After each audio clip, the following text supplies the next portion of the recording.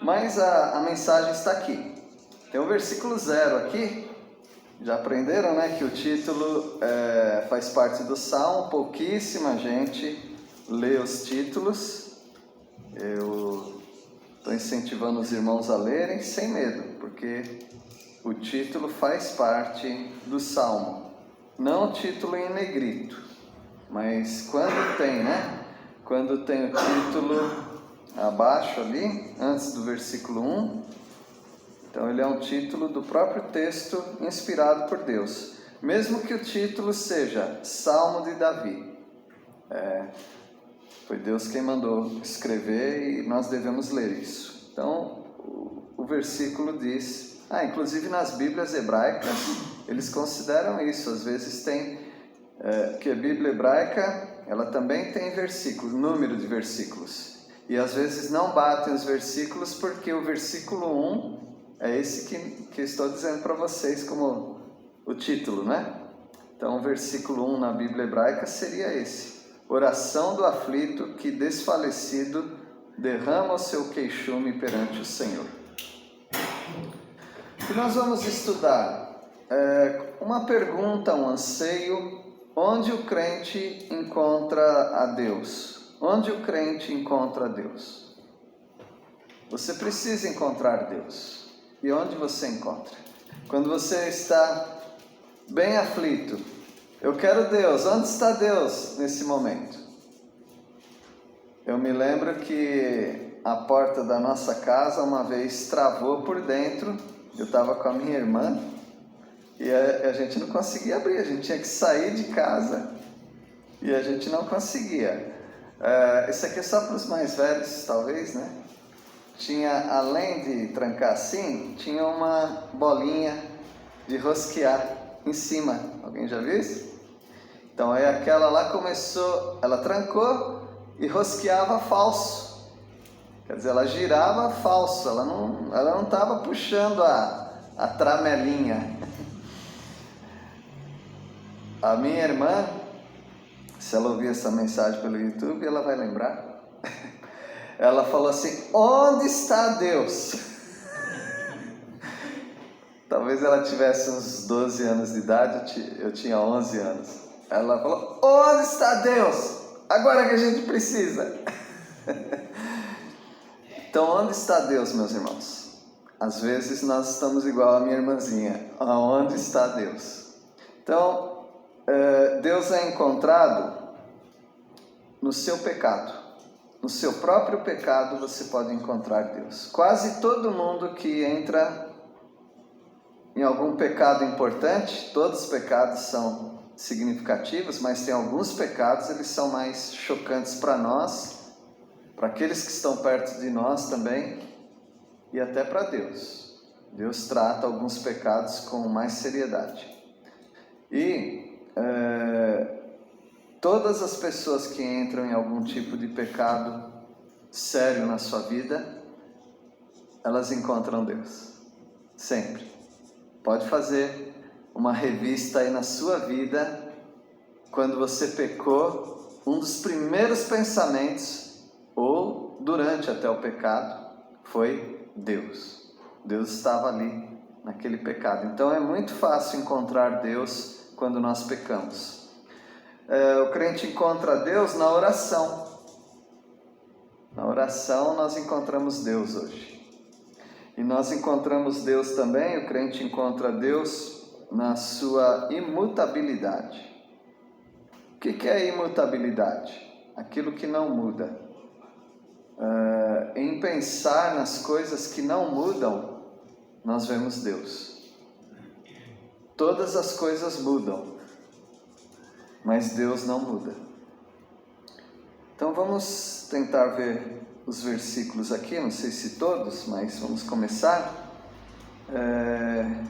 Vou pedir para os irmãos, quando eu falar o versículo, aí você já lê, começando pela Idene, aí vai indo assim, aí quando chegar no Rafa, aí a Tânia vai ler, bom? Aí vai até o Darcy. Quando o Darcy terminar, o sujeito daquele banco ali lê, tá bom? Hoje ninguém quis ficar ali naquela coluna, Então o crente encontra Deus no próprio pecado. Um pecador que suplica, nós vemos aqui. Dani, pode ler versículo 1 e 2, por favor. Ouve, Senhor, a minha súplica, e cheguem a ti os meus clamores. Não me ocultes o rosto no dia da minha angústia. Inclina-me os ouvidos no dia em que eu clamar. Dá-te pressa em acudir-me. Só lendo esses 2 versículos você não percebe que ele está em pecado, mas o contexto sim, ele vai mostrar que ele pecou. E por causa do pecado dele, ele suplica ao Senhor, porque o pecado gera vários aborrecimentos na vida. E aí você não tem a quem suplicar senão ao seu Deus. Aí você lembra de Deus quando você peca. Então o pecador encontra Deus no próprio pecado. Ele suplica. Alguns pecadores, ou em algumas circunstâncias, o pecador sente que ele está no fim. Alguém já sentiu que é o fim da picada? O Joãozinho, versículo 3. A minha vida desaparece como a fumaça. Os meus ossos queimam como se estivesse no fogo. Uma dica, quando a Bíblia fala de ossos queimando, quase sempre está falando de pecado, culpa. No Salmo 32 você vai ver isso, quando fala ossos queimando e vida seca.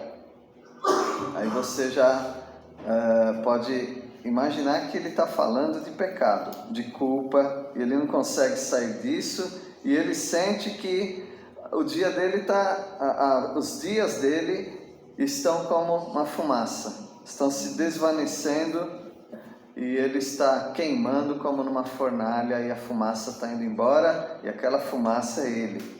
É um pecador que se sente no final. Agora nós vemos também um pecador ferido e gemendo. Jonas, por favor, leia o 4, 5 e, excepcionalmente, o 12. Tá? Ferido como a erva, secou-se o meu coração. Até me esqueço de comer o meu pão. Os meus ossos já se apegam à pele, por causa do meu dolorido gemer. Tu, porém, Senhor, permaneces para sempre, e a memória do teu nome, de geração em geração.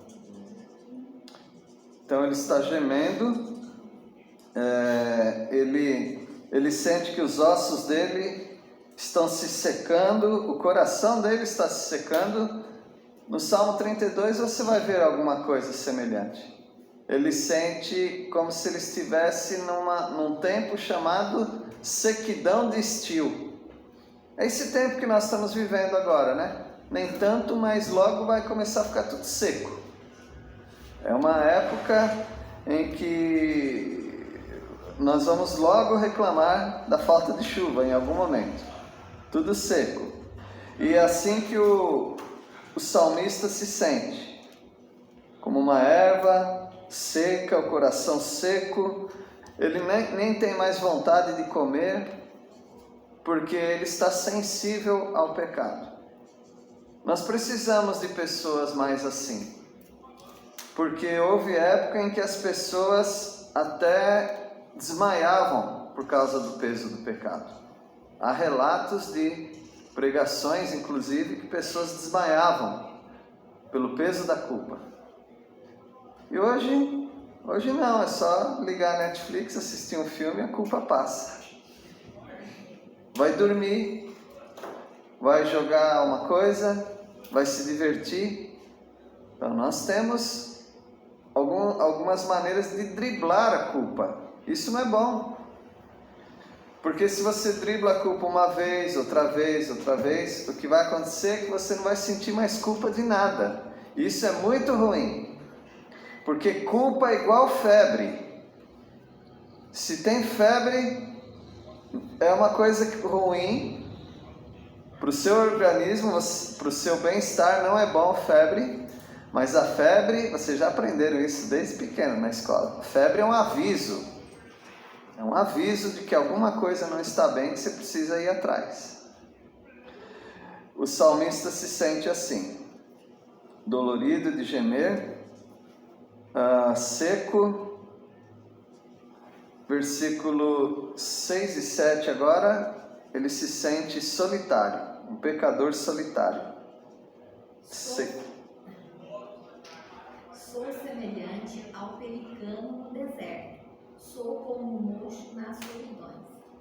Velo e sou como um pardal solitário no telhado. Ele usa a figura aqui de pássaros do deserto, pássaros da noite. Nem tem a palavra assim, coruja, mas são pássaros da noite. E a gente conhece a coruja, né? Você nunca vê coruja em bando. Tem gente que nunca vê coruja, inclusive, né? E às vezes tem algumas corujas que você vê em cima de um toco de um mourão, né? De cerca, durante o dia. Você fala, o que ela está fazendo lá durante o dia? Talvez passou a noite caçando, está lá. Então a coruja não é um animal que você vê em bando. Você nunca vai ver coruja igual você vê maritaca. Não tem isso. E os outros bichos também. Até o pardalzinho, né? Muitos até andam em bando, mas você vê um ou outro sozinho, muitas vezes sozinhos. E é assim que ele se sente, sozinhos. Irmãos, quando o pecado nos atinge no sentido de culpa, nós sentimos que a gente vem para a igreja, que todo mundo é santo, e nós não somos. Nós nos sentimos acusados por nós mesmos. E é aí que você encontra Deus. Na culpa você encontra Deus. A culpa é uma coisa boa. Mas se você deixar passar uma, outra, logo você não sente mais culpa. Aí você fala, aí que é bom não sentir culpa. Não, aí você peca desenfreadamente, sem freio. Porque não tem esse elemento que te restringe, que é a culpa. A culpa nos impede de fazer muita coisa. E se você é uma pessoa sensível e se sente culpado por poucas coisas, isso é bom. Talvez você precise equilibrar um pouquinho.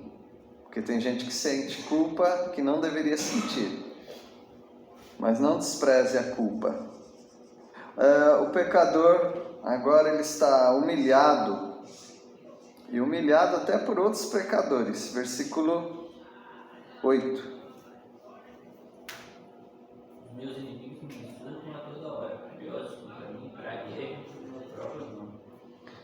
Ou seja, a vida dele já está difícil e Deus, eu acredito que Deus faz isso também, ele começa a levantar pecadores para ir contra ele, porque Deus ama os seus servos e tem uma coisa que nos chama muita atenção, é a perseguição, quando alguém começa a pegar no nosso pé. Aí nós lembramos de pedir a Deus. E às vezes por causa do nosso pecado, Deus também levanta algumas complicações na nossa vida. E é ali que você encontra Deus, no seu pecado. Mas esse é um pecador contrito. Ele é sensível, ele é contrito pelo pecado dele. Contrição, ser contrito quer dizer arrependido. Versículo 9.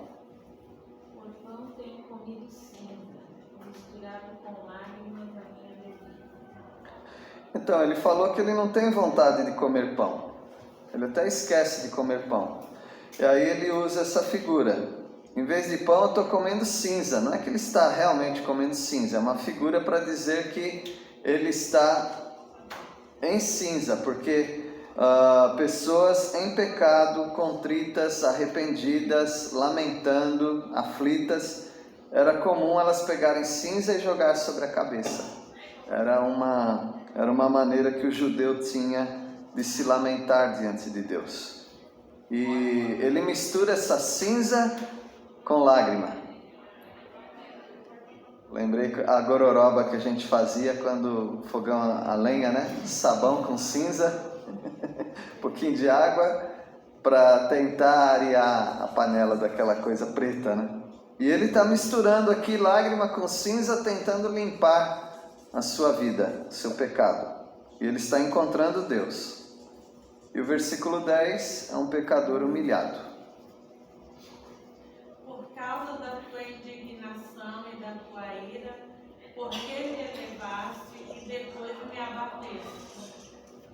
Então aqui é uma dica que é por causa do pecado, por causa da tua indignação e da tua ira. Por que Deus ia ficar assim com ele? Porque ele está em pecado, ele pecou. E aquele homem que falei, Adam Clarke, ele disse que aqui está falando da nação. A nação causou indignação, Deus enviou para o cativeiro e a nação está debaixo da ira de Deus. Combina muito com o livro todo de Lamentações. Então, o primeiro ponto aqui da nossa mensagem é esse: você encontra Deus no seu próprio pecado. Então, a próxima vez, eu não estou torcendo para isso, tá? Mas a próxima vez que você deslizar, pecar em alguma coisa e começar a sentir culpa, não joga fora esse sentimento. Isso é bom. Você vai encontrar Deus. Deus quer encontrar com você nesse momento. Filho, quero conversar com você alguma coisa. Mas eu estou me sentindo muito culpado. Tive medo e me escondi. Então é nesse momento Deus quer falar com você. Onde está o teu irmão, Caim? Ah, Senhor, eu o matei. Não, ele não falou isso. O que ele falou? Ele jogou contra Deus. Então você encontraria Deus no seu próprio pecado. Seja humilde. O crente encontra Deus na oração. Uma oração que reconhece a eternidade de Deus. A gente ora reconhecendo algumas coisas. Aqui o salmista reconhece a eternidade de Deus. Versículo 12. Tu, porém, Senhor, permaneceis para sempre, e a memória do teu nome de geração em geração. Deus permanece, o nome de Deus permanece por quanto tempo? Para sempre. Então, quando nós oramos, e Ele está orando aqui, tu, porém, Senhor, Ele está falando com Deus, é uma oração. Ele está orando, reconhecendo, o Senhor é eterno. Reconheça isso, Deus é eterno. Uma oração também aqui com senso de coletividade. Quando nós oramos por nós mesmos, mas quando nós estamos num grupo, a gente ora como se fosse todo mundo na sua voz. Senhor, abençoa-nos, Senhor, ajuda-nos, nós estamos aflitos. Mesmo que você não esteja aflito, mas tem alguém aflito. Então, nós oramos também como um coletivo, um grupo. E é assim que ele ora também. Aqui você consegue imaginar, ter algumas imagens do cativeiro de Judá. Versículo 13 e 14. Tu te levantarás e terás piedade de Sião, pois o tempo de te compadeceres dela, o tempo determinado já chegou. Porque os teus servos têm prazer nas suas pedras e se compadecem do seu pó. Essa é uma imagem do cativeiro, sem dúvida. Porque ele está dizendo que eles amam as pedras, até as pedras de Sião. Quais pedras que caíram e viraram pó? Os muros de Sião, os muros de Jerusalém. Então ele está orando aqui, pensando no povo todo. O povo todo está sofrendo por causa do pecado. E o Senhor veio com a sua ira, se for isso mesmo, né? Deus trouxe os caldeus da Babilônia para destruir os muros e eles estão bem arrasados. O crente encontra Deus na oração. Ore sempre, sempre ore. Você vai encontrar Deus ali na oração. É uma oração também que reconhece a glória de Deus, versículos 15 e 16. Então os gentios temerão o nome do Senhor e todos os reis da terra a tua glória. Quando o Senhor edificar o Sião, aparecerá na sua glória. É uma oração profética já, né? Ele já está orando pensando no restabelecimento da nação. E aí a terra vai ver a glória do Senhor novamente. Então reconheça a glória do Senhor quando você ora a Deus. Deus é glorioso. Uma oração de humilhação, versículo 17. Atendeu a oração do desamparado e não lhe desdenhou as preces.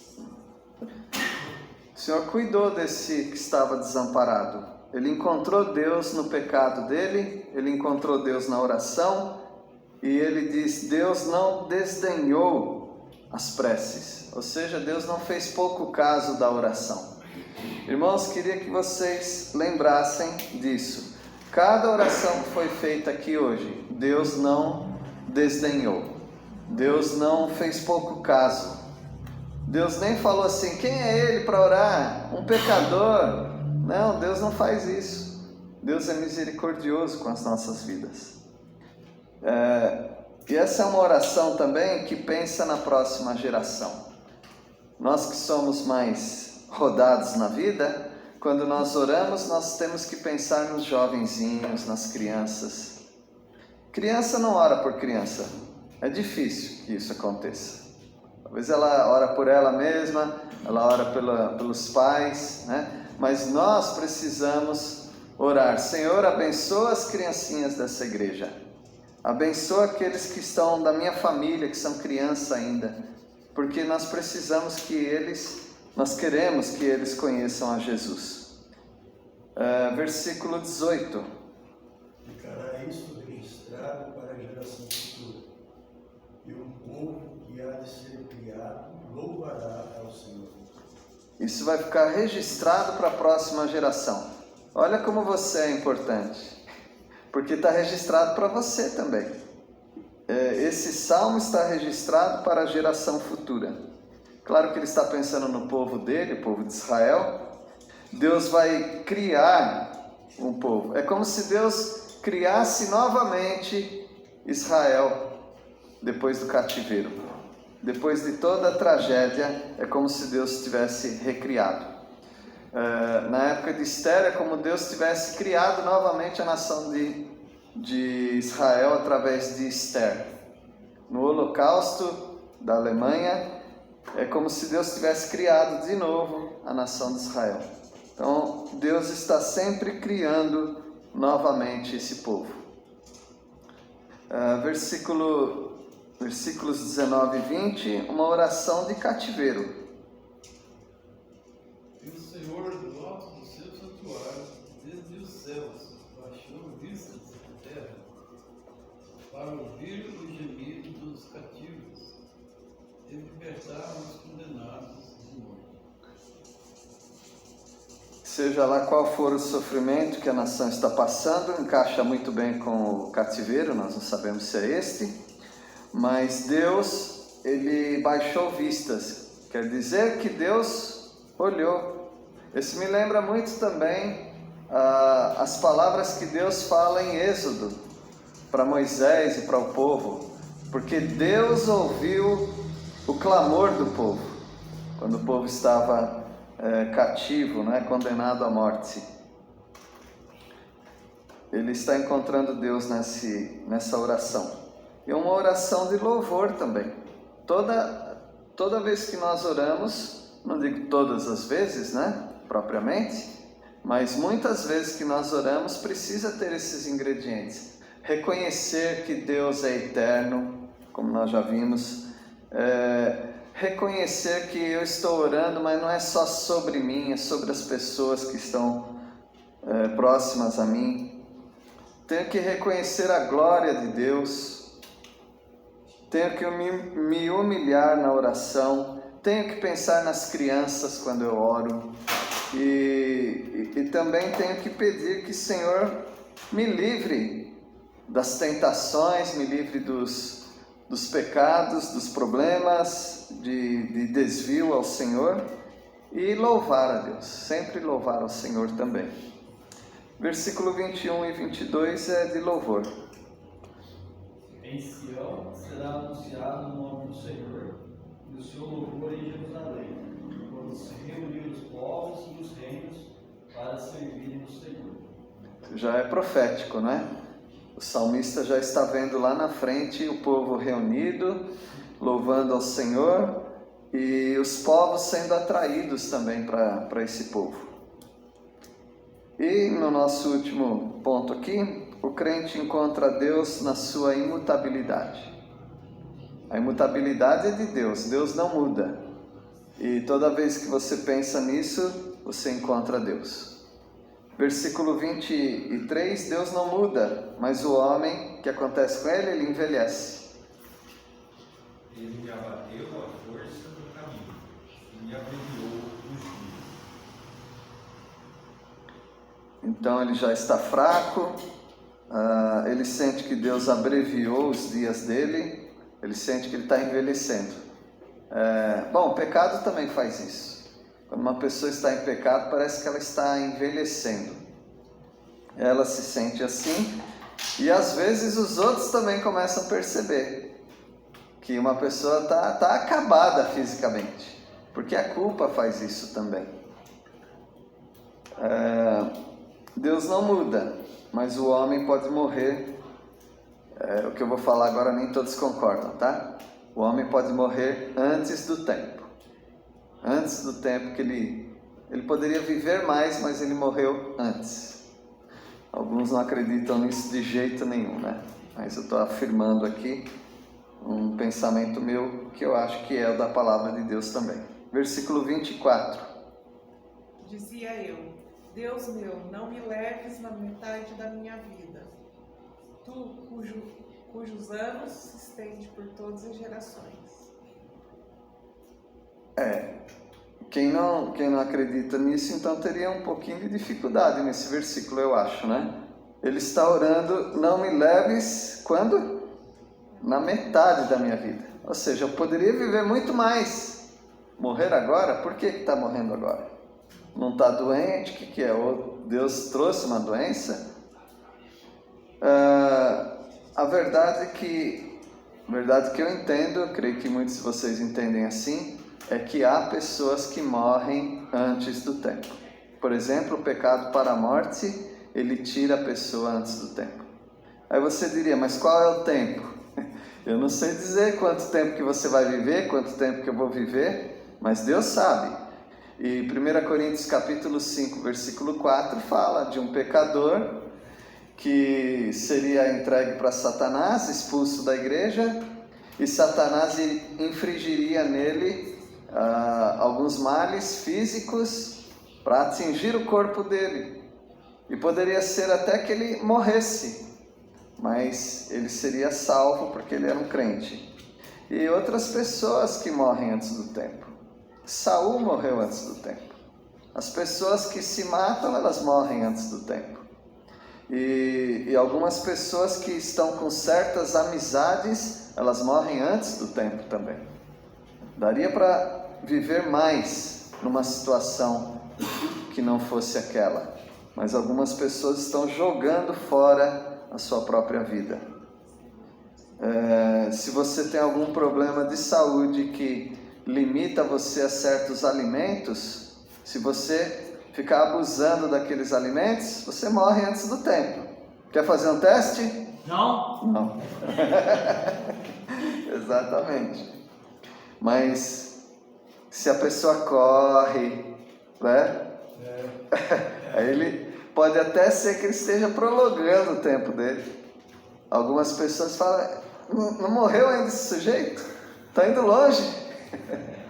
Porque está cuidando da saúde, graças a Deus.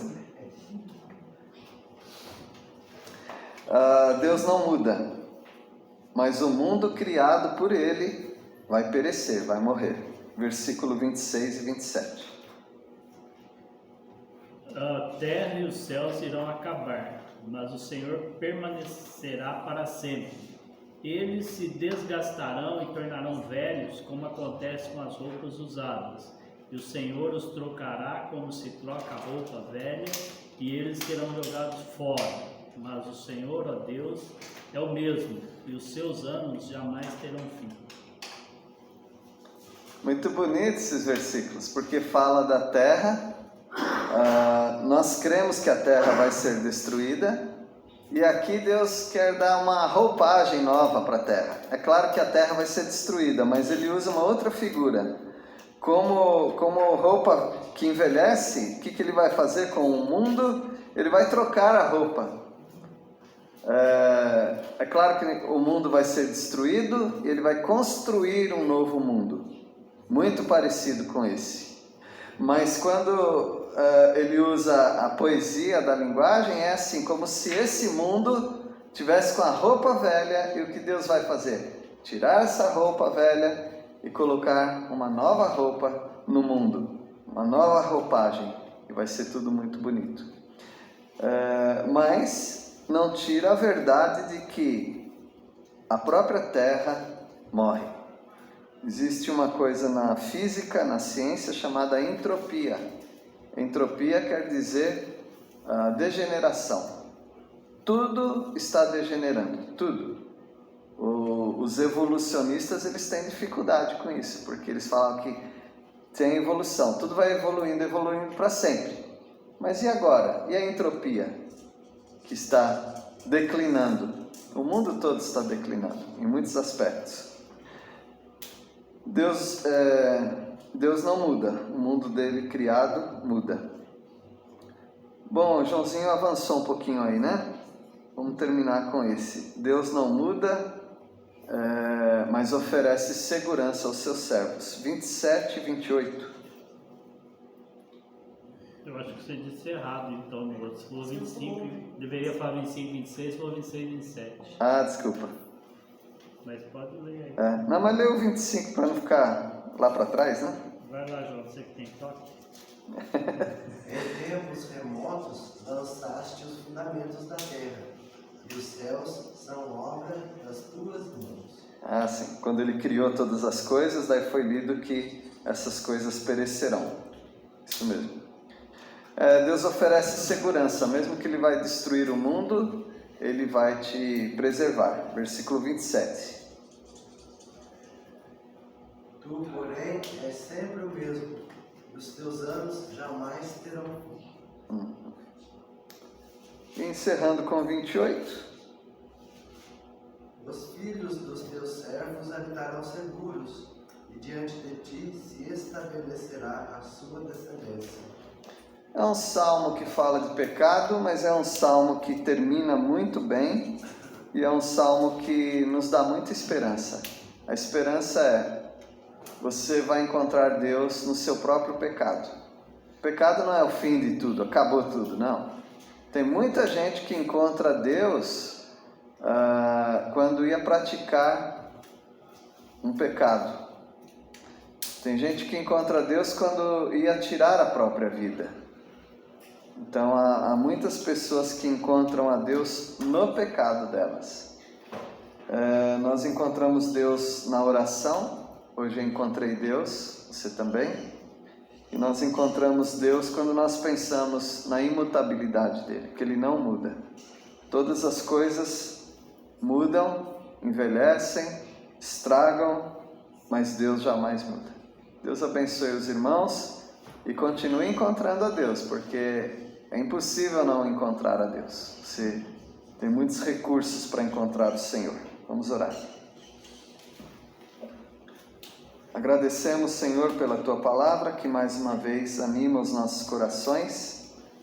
Também ela nos mostra que somos pecadores, que temos a necessidade de nos arrepender, de orar ao Senhor, depender de Ti, e também reconhecer que o Senhor jamais muda. Todas as coisas passarão, todas as nossas conversas e problemas que estamos tendo hoje passarão, mas só o Senhor e a Tua palavra permanecerá. Nós agradecemos por isso, oramos ao Senhor em nome de Jesus. Amém.